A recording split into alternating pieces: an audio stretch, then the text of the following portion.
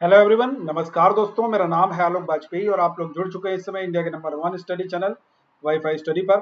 सबसे पहले एक महत्वपूर्ण सूचना है, वो महत्वपूर्ण सूचना आज इस क्लास में मैं डिस्कस करने वाला हूं। 1 अक्टूबर 2021 से बैंकों ने बहुत सारे बदलाव किए हैं और ये आरबीआई की गाइडलाइन है, उसके अनुसार बहुत सारे बदलाव किए गए हैं। तो आज की क्लास में हम लोग जानेंगे कि क्या क्या बदलाव आरबीआई के अनुसार सारे बैंक्स ने किए हैं। तो उन बदलाव को एक तरीके से हम लोग देख सकते हैं कि एक अच्छा बदलाव है। उस अच्छे बदलाव से कहीं ना कहीं बहुत सारी चीज़ें एक क्रिएशन में आने वाली हैं। जैसे म्यूचुअल फंड में इन्वेस्टमेंट का भी एक जो 10% निवेश का जो कंपलसरी मानक किया गया, वो भी एक बहुत बड़ा महत्वपूर्ण है।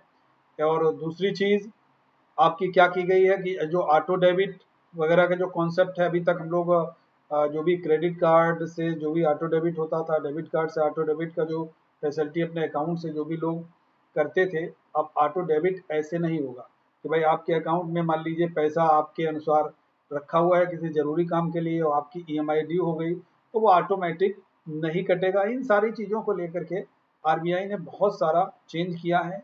तो बैंकों ने क्या क्या बदलाव किए हैं आज की क्लास में हम लोग जानेंगे। तो सबसे पहले तो यार देखिए, मैं रेगुलर तरीके से आपको बताता हूँ। अनअकैडमी लर्नर ऐप पर एक नया फीचर जुड़ा हुआ, आज का डाउट बाय अनअकैडमी। तो आप सारे लोग इस फीचर से जुड़िए और अपना डाउट यहाँ पर इमेज के माध्यम से क्लियर कीजिए, इमेज भेजिए, सेंड कीजिए और आंसर इंस्टेंट मिलेगा। During the session on Unacademy learner app raise hand का प्रयोग कीजिए और अपने फेवरेट एजुकेटर से वहां पर बात कीजिए। एसएससी कॉम्बैट में इनरोलमेंट जरूर कीजिए। 40 प्रश्न 50 मिनट में एवरी संडे को 12 पीएम पर इनरोलमेंट आवश्यक है। फ्री में इनरोलमेंट करने के लिए एबी सर 10 कोड का आप लोग जरूर प्रयोग कीजिएगा। ठीक है भाई, सभी लोग अनअकैडमी पर अगर सब्सक्रिप्शन लेना चाहते हैं तो आप सभी लोग भैया एबी सर 10 कोड का प्रयोग कीजिए और आप सारे लोग यहाँ पर तेजी से डिस्काउंट के साथ में सब्सक्रिप्शन जरूर कीजिए। ठीक है भाई, चलिए जानते हैं। 1 अक्टूबर से बैंक ने बनाए कई नियम। क्या क्या नियम बनाए हैं? अब देखिए, सबसे पहले जब बैंक ने नियम बनाए हैं तो बैंक जो वर्ड है वो कैसा वर्ड है? एक फ्रेंच वर्ड है। फ्रेंच वर्ड है ना। ये किससे बना हुआ है? बेंचों से। इससे फिर बैंक बना। ऐसा था कि कुछ व्यापारी लोग एक चौराहे पर बेंच पर वे बैठ करके आपस में पैसे का लेन देन करते थे, उसी से ये बैंक वर्ड बाद में फिर मॉडिफाई होकर के बनता है। तो ये बैंक की उत्पत्ति होती है। हम लोग जानते हैं कि हमारे यहाँ सारे काम, जितने भी फाइनेंशियल वर्क हैं, सब के सब बैंक से जुड़े होते हैं, चाहे वो उच्च तबका हो, मध्यम तबका हो या निम्न तबका हो। बगैर बैंक के किसी का काम नहीं चलता है। कोरोना महामारी में भी हमने देखा बैंक के कर्मियों ने भी अपने एकदम जी जान लगा करके कार्य किया। इतने खतरे में भी वो बैंक जाकर के हमारी आपकी आवश्यकताओं की पूर्ति उन लोगों ने की है। तो आरबीआई ने क्या क्या बदलाव किए हैं, क्या क्या नए नियम बनाए हैं, उनके बारे में हम लोग जानते हैं। नियम नंबर 1 है ऑटो डेबिट का नियम। ये ऑटो डेबिट का नियम क्या है? हम लोग जानते हैं कि ऑटो का मतलब होता है यार स्वतः ही अपने आप हो जाना। अब अगर आपके क्रेडिट कार्ड से, आपके डेबिट कार्ड से आपने ऑटो डेबिट की फैसिलिटीज कहीं से लगवा रखी है, जैसे मान लीजिए फॉर एग्जांपल आपका बिजली का बिल है मंथली। आपने कहा बिजली का बिल जो है वो आपका 5 तारीख को ड्यू होता है। 5 तारीख को आपके अकाउंट से पैसा स्वतः कट जाएगा, आपसे पूछा नहीं जाएगा कि ये पैसा आपके बिजली का बिल का भुगतान ये कर रहा है पावर कॉर्पोरेशन। ये पूछा नहीं जाता था अभी तक। चाहे आपका क्रेडिट कार्ड का बिल है, ठीक है, मैं एक एग्जांपल देता हूँ। कह दिया गया कि भैया आपका ऑटो डेबिट लगा हुआ है, ऑटो डेबिट में आपका पूछा नहीं जाता था, सीधे पैसा कट जाता था। जो भी ड्यू डेट है वो पैसा आपका कट गया। अब ऐसा नहीं होने वाला है। आरबीआई की गाइडलाइन है, बैंकों के जो बदलाव हैं उसमें क्या कहा गया है, अब तब तक ऑटो डेबिट नहीं होगा। अब तब तक ऑटो डेबिट नहीं होगा, ध्यान से सुनोगे। तब तक ऑटो डेबिट नहीं होगा जब तक जब तक ग्राहक की मंजूरी नहीं मिलेगी। जब तक ग्राहक की मंजूरी नहीं मिलेगी, मतलब समझ रहे हैं ना।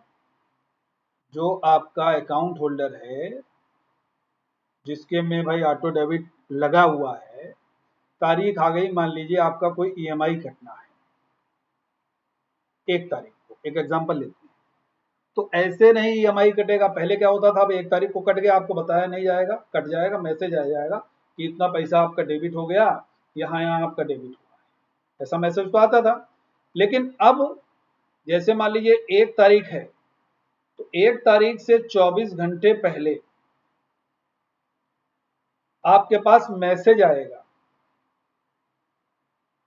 या मेल के माध्यम से आपसे स्पष्ट पूछा जाएगा, ठीक है, कि ये पैसा आपका 1 तारीख को ड्यू हो रहा है, क्या इसकी ईएमआई डेबिट कर सकते हैं, इसकी ईएमआई यहाँ से काट सकते हैं, ऐसा मैसेज आएगा। और संभवतः बताया जा रहा है कि भाई उसके जो स्पष्ट विकल्प होंगे, या हाँ या ना। अगर आप हाँ करेंगे तो 1 तारीख को पैसा कट जाएगा, और अगर आप ना करेंगे तो पैसा नहीं कटेगा।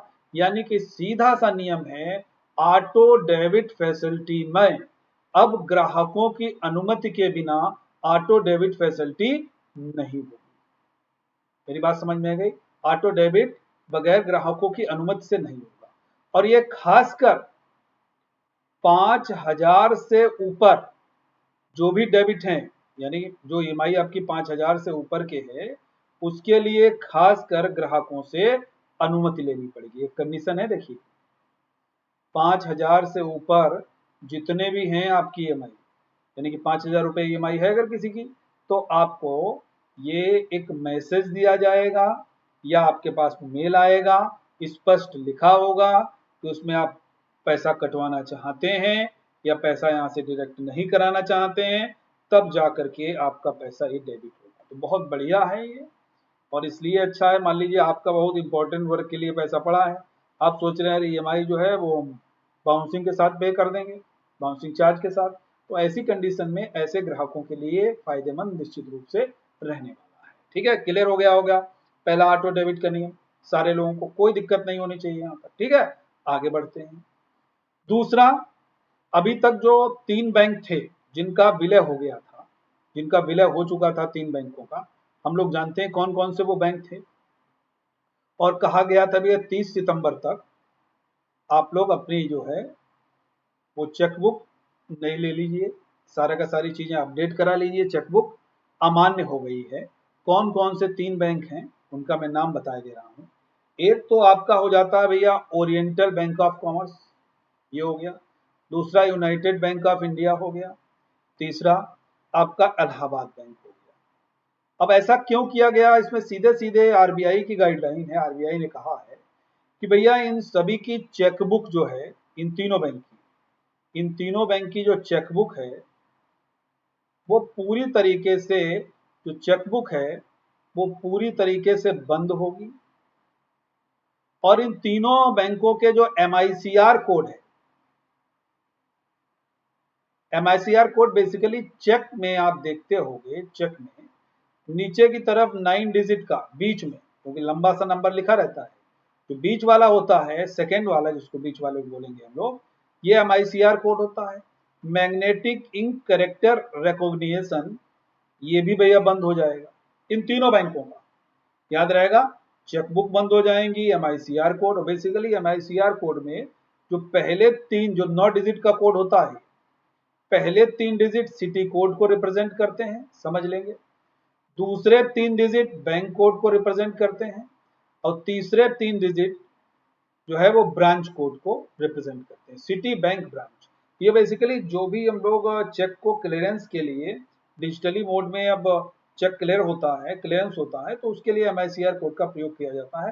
तो सीधे सीधे इन तीनों बैंकों के चेकबुक और एमआईसीआर कोड को बंद करने के लिए आरबीआई ने स्पष्ट कह दिया 1 अक्टूबर से इसका कोई चेक मान्य नहीं, एमआईसीआर कोड भी इसका आपका बंद हो जाएगा। अब ऐसा क्यों किया गया? हम लोग जानते हैं कि ये जो ओरिएंटल बैंक ऑफ कॉमर्स है भैया, इसका भी विलय हो चुका है, जानते हैं हम लोग।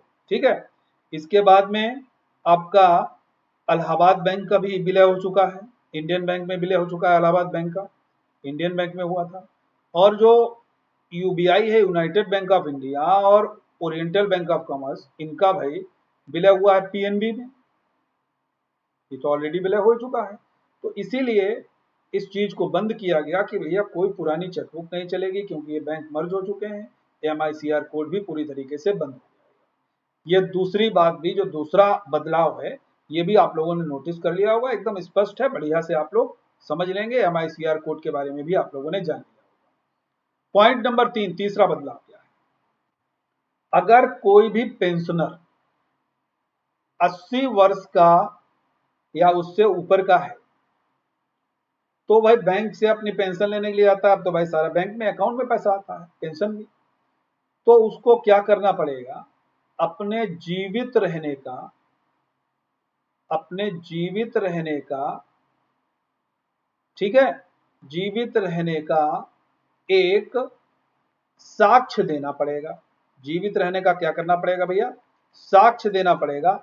ऐसा सीधे सीधे कहा गया है और ये गाइडलाइन में कहा गया है। ठीक है, मेरी बात समझिएगा भाई। 80 साल से अधिक उम्र के लोग जो हैं, उनको अपने जीवित होने का सबूत देना पड़ेगा। सबूत के मतलब कि जीवित प्रमाण पत्र जो होता है, जो सर्टिफिकेट बनता है भाई, वो आपको देना पड़ेगा। और ये सर्टिफिकेट जो है, ये डिजिटली मोड में। अब ये क्या होगा भाई? डिजिटली मोड में। और डिजिटली मोड में कहां से? ये प्रधान डाकघर, जो आपका मेन GPO है, वो वहां पर ये अपडेट होगा, प्रधान डाकघर में जमा करना होगा। और कैसे? ये 1 अक्टूबर से भाई, और इसकी लास्ट डेट जो रखी गई है वो 30 नवंबर तक रखी गई है। तो एक ये सुविधा आ गई कि भैया हर साल देना ही पड़ता है। इस बार कुछ कर दिया गया डिजिटल तरीके से। आप डाकघर में जमा करोगे, बैंक में नहीं जमा होगा। पहले क्या होता था कि ट्रेजरी में जाते थे, वहां पर सारे के सारे डॉक्यूमेंट पेंशनर्स जमा करते थे। अब इस बार कुछ थोड़ा सा बदलाव हुआ है कि कह दिया गया वे प्रधान डाकघर में जाइए और अपने डिजिटल तरीके से 1 अक्टूबर से लेकर के 30 नवंबर तक आप यहाँ पर अपना ये जमा करिए, जीवित रहने का प्रमाण पत्र। तो तब आपको यहाँ पर 80 वर्ष से अधिक जो पेंशनर हैं, उनके लिए ये प्रावधान किया गया है। तो ये भी एक बड़ा जबरदस्त एक कदम है। RBI की गाइडलाइन है, बैंकों का नियम है, बहुत बढ़िया बदलाव है। फिर देखिए चौथा बदलाव, बदलाव नंबर 4 क्या है? डीमैट खाता धारक या जो लोग ट्रेडिंग करते हैं, शेयर मार्केट में पैसा लगाते हैं। अभी तक RBI ने 30 सितंबर तक कहा था कि भैया आप लोग अपना KYC करा लो यार, आप लोग अपना KYC करा लो। डीमैट अकाउंट पर, ट्रेडिंग अकाउंट पर KYC अनिवार्य है। अब कोई भी नया डीमैट अकाउंट, कोई भी नया आपका ट्रेडिंग अकाउंट विदाउट KYC के नहीं। KYC अनिवार्य, पुराने अकाउंट्स पर भी KYC अनिवार्य है। अगर कोई ऐसा नहीं करेगा तो जब वो शेयर खरीदेगा तो उसके खाते में वो शेयर तब तक ट्रांसफर नहीं होंगे जब तक KYC नहीं होगा, क्योंकि ये खाता बंद कर दिया जाएगा। बगैर KYC वाला खाता बंद कर दिया जाएगा। ये नियम भी RBI ने बना दिया है, याद रहेगा? क्लियर है? दूसरी बात इससे जुड़ी ही एक और बात है। डीमैट खाता धारक या ट्रेडिंग अकाउंट जो लोग करते हैं भाई, शेयर मार्केट में ब्रोकिंग वगैरह करते हैं, उनको नॉमिनी भी अनिवार्य कर दिया गया है कि भाई नॉमिनी भी आप बताओ कि नॉमिनी आपका कौन है। और मान लीजिए कोई कहे मेरा कोई नॉमिनी नहीं, तो भाई एक डिक्लेरेशन फॉर्म भरो, एक घोषणा पत्र वाली, घोषणा वाला जो फॉर्म होता है ना, डिक्लेरेशन फॉर्म बैंक में, वो आप भरिए, ठीक है, और भर करके दीजिए कि भाई हमारा कोई नॉमिनी नहीं है, हम इसके सर्वे सर्वा हैं इस अकाउंट के। मेरी बात समझिएगा। तो ये बदलाव बैंक ने 1 अक्टूबर 2021 से किए हैं। निश्चित रूप से आप लोगों की समझ में ये बदलाव आए, ठीक है भाई। तो ये कुछ बदलाव थे, मैंने कहा आप लोगों के साथ डिस्कस किए जाए ताकि एक व्यवहारिक तरीके से भी और एग्जाम पॉइंट ऑफ व्यू से भी आपको पता चले। ठीक है भाई, बढ़िया, निश्चित रूप से लगा होगा। अगर अच्छा लगा हो भैया शेयर अधिक से अधिक कीजिएगा। और देखिए आस्क डाउट बाय अनअकैडमी पर आप लोग नए फीचर का आनंद लेंगे। यहाँ पर अपने डाउट जरूर पूछेंगे। Raise hand during the session आप लोग अपने फेवरेट एजुकेटर से बात कर सकते हैं। SSC कॉम्बैट में आप सारे लोग इनरोलमेंट कर लीजिए भैया। AB सर 10 कोड लगा करके सारे लोग इनरोलमेंट कीजिए। फ्री में इनरोलमेंट होगा और संडे को शानदार जानदार टेस्ट दीजिए, प्राइज जीतिए। अनअकैडमी पर किसी भी कोर्स का सब्सक्रिप्शन अगर लेना चाहते हैं तो कोड लगाओगे भाई AB सर 10 और फटाफट आप लोग सब्सक्रिप्शन प्राप्त कर सकते हैं। सेशन अच्छा लगा हो तो लाइक कीजिएगा, शेयर कीजिएगा और चैनल को सब्सक्राइब जरूर कीजिएगा। ओके, थैंक यू एवरीवन, जय हिंद, थैंक यू।